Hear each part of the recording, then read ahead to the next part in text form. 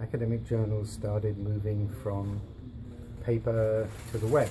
And in fact, right here at Stanford, Highwire Press, which was an operation of the Stanford Library, where I am now, was a pioneer in this. Pretty quickly, people found that journals on the web were a lot more useful than journals on paper, because you could search them and they had links in them that you could click on and get to the cited information very quickly.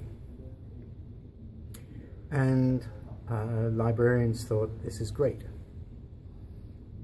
And then they started to worry about their other job.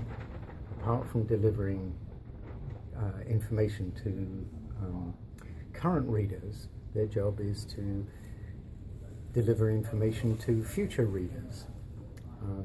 I was an undergraduate at Trinity College, Cambridge, and my rooms in college were right next to the Wren Library and above the library that the students actually used at the college, where it was routine to be able to go and refer to academic journals that were 100 or 150 years old.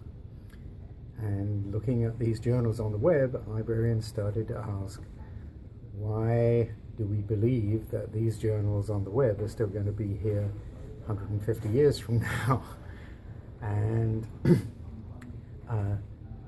they started asking Highwire Press, what are you doing about making sure that these journals, which are now not really on paper any longer, they're really on the web, and what's on paper does not actually reflect the full content of what's on the web.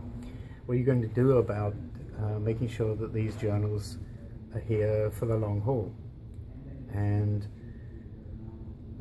my wife, Vicky Reich, who's a librarian at Stanford and was part of the team that set up Highwire Press, started complaining to me that there was not a solution for this problem. And so I asked, well, how do paper journals survive? And the answer was that there are lots of copies of a paper journal scattered around in libraries all around the world, and those libraries get to keep their copy or throw it away if they decide that it's not important. And so the stuff that people think is important tends to have a lot of copies, and the stuff that people think isn't very important tends to have very few copies.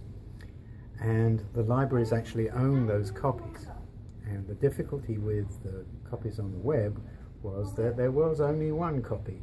It was the copy of the publisher.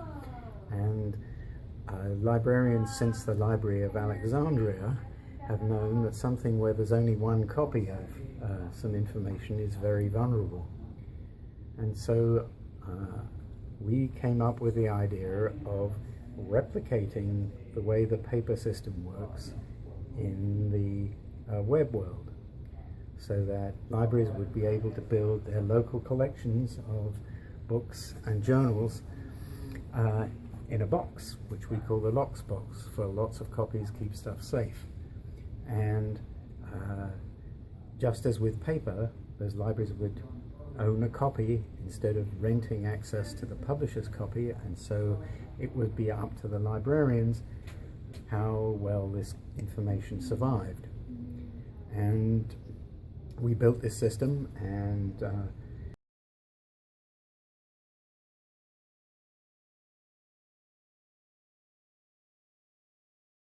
is to collect and preserve the stuff that they pay for, or the stuff that they think is important, in just the way that the libraries used to do this in the paper world.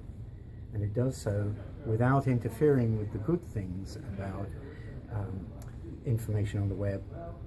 People can get at it with their browsers, they can click on links, they can search it, and all that still works, but there's a reasonable guarantee that the stuff will be there decades from now, whatever the publisher decides to do. Hopefully the publisher will still be there, in which case the content will still be available from the publisher. But if the content isn't available from the publisher because the publisher's gone broke, or because the content's been sold to somebody you can't afford to subscribe to, or because temporarily the network has gone down. You can still read the content in your LOCKSS box, and that's the basic idea. People have subsequently discovered that it's useful for other things, but the basic idea is to replicate the stacks of a library in the web world, and to allow libraries to build the collections of electronic stuff the way they used to in paper. Okay? Good.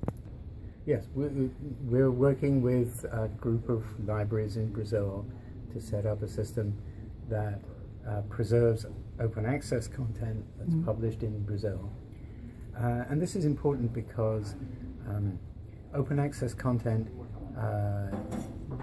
doesn't have the business model that, say, Elsevier does for taking very good care of the content because it's earning them money. And for some open access stuff that's very widely used, say PLOS ONE, it's easy to justify taking good care of it. For content that has a much smaller audience, but maybe equally important to that audience, stuff, I don't know, about the ecology of the Brazilian rainforest or something, or agricultural techniques for raising soybeans in Brazil, it's less obvious that stuff needs to be preserved, and only the Brazilians can look at this stuff and say, this is important, we need to take care of it. And that's what this network is intended to do.